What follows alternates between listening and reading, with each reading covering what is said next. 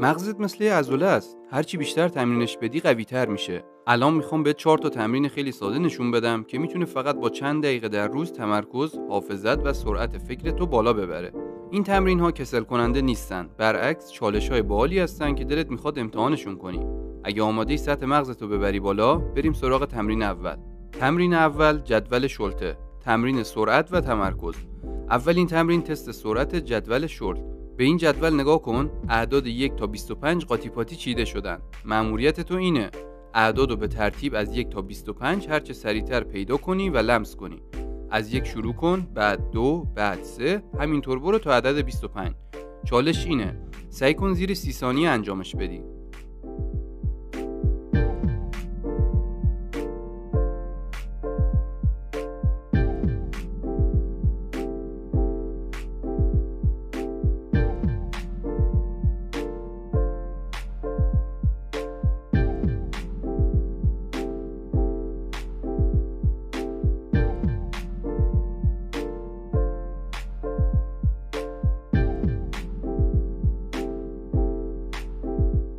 نگران نباش اگه اولش نتونی. بیشتر آدما توی اولین تلاششون بالای 1 دقیقه وقت میذارن.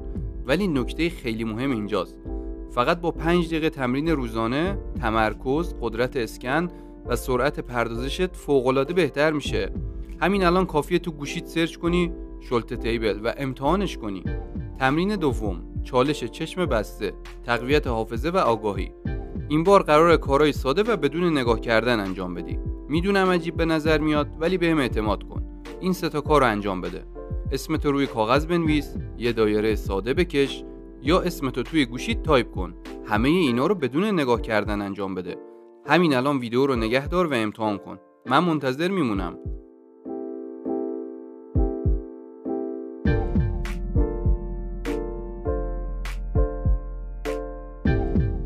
خب سخت بود نه؟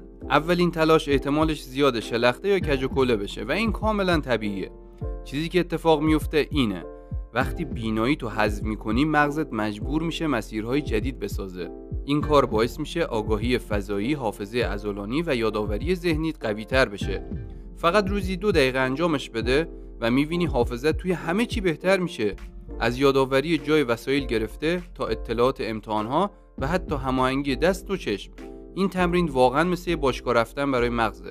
تمرین سوم، قدرت دست غیر غالب، انعطاف پذیری و هماهنگی مغز.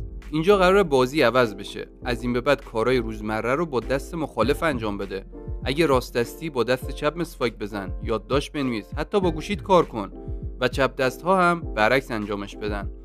اوایل عجیب و اعصاب خورد کنه، انگار دوباره داری راه رفتن یاد میگیری. ولی علمش اینو میگه استفاده از دست غیر غالب باعث میشه ارتباطات جدیدی بین نیمکره‌های مغز ساخته بشه.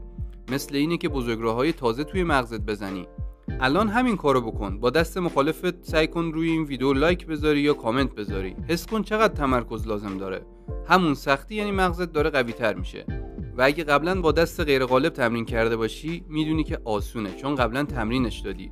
و اگه اینو توی همه کارها فقط 1 هفته هر روز تمرینش کنی متوجه میشی هماهنگیت بهتر شده، سرعت فکرت بالاتر رفته و توی حل مسئله قوی‌تر شدی. مغزت انعطاف پذیرتر و قدرتمندتر میشه. تمرین چهارم، چالش رنگ و کلمه، اثر استروب برای تمرکز لیزری. این آخرین تمرینه. این یکی حسابی با ذهنت بازی میکنه. کلمه‌های رنگی رو میبینی اما هر کلمه با رنگ متفاوت نوشته شده. وظیفه تو اینه رنگو بگو نه کلمه رو. مثلا اگه کلمه قرمز با رنگ آبی نوشته شده باید بگی آبی. ساده به نظر میاد مگه نه؟ خب بیا همین الان تست کنیم. آماده ای؟ بریم سراغش. میبینی مغزت به طور خودکار میخواد کلمه رو بخونه اما تو باید جلوشو بگیری و روی رنگ تمرکز کنی. این همون اثر استروپ معروفه و مرکز کنترل مغزتو تمرین میده. این تمرین باعث میشه بتونی به تمرکز دستور بدی، حواس پرتی ها رو نادیده بگیری و سریع بین کارا جابجا بشی. فقط روزی 3 دقیقه تمرین کن، تمرکزت مثل لیزر میشه، چه برای درس خوندن، چه بازی یا هر کاری که نیاز به تمرکز بالایی داره. خب اینم از 4 تا تمرین مغزی که میتونن قدرت ذهنی تو متحول کنن.